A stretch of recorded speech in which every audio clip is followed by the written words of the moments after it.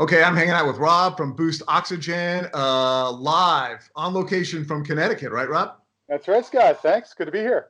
Yeah, good to have you with us here. Hope summer's cranking along well. A lot of activity, a lot of stuff going on. Boost Yes, Oxygen, got to get some, super, right? super hot here in Connecticut. It's 95 degrees here today, and Ooh. it's a great day to use oxygen. There's a lot of ozone in the air. It's a good time.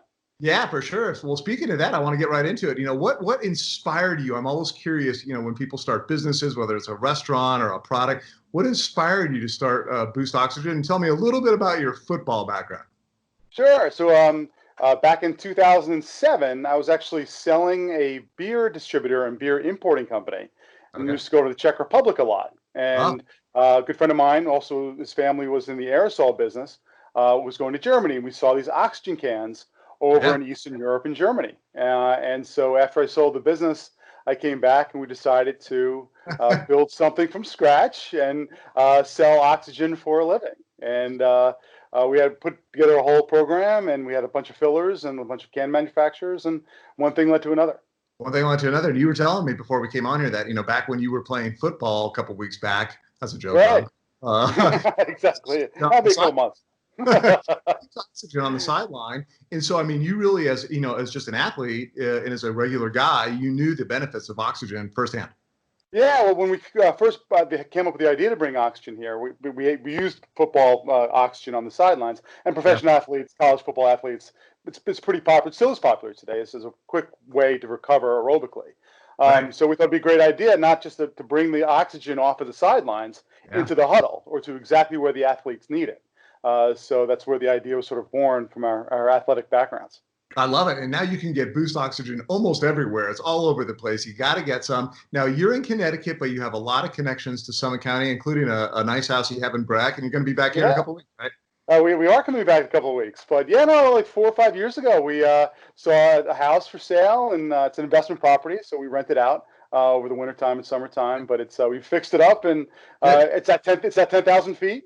Yeah, I was going to We say, would not have been able we would not be able to buy it if I did not have Boost Oxygen with me. My whole family, all my friends, we crush it when we get out there, and it really helps. well, and that's an interesting segue because I was going to talk to you about altitude. I know a lot of people think, hey, Boost Oxygen is maybe just for athletes or it's just for altitude. You're telling me, no, that's not the case really at all. Yeah, no, supplemental oxygen. It's a respiratory support product. Yeah. So it's used in Florida, West Virginia. People go to the altitude, and they automatically there's not as much oxygen in the air. Right. So a lot of tourists equate being in Denver Right. with that mile high city, and you can't get enough oxygen. And using a little bit of oxygen is good.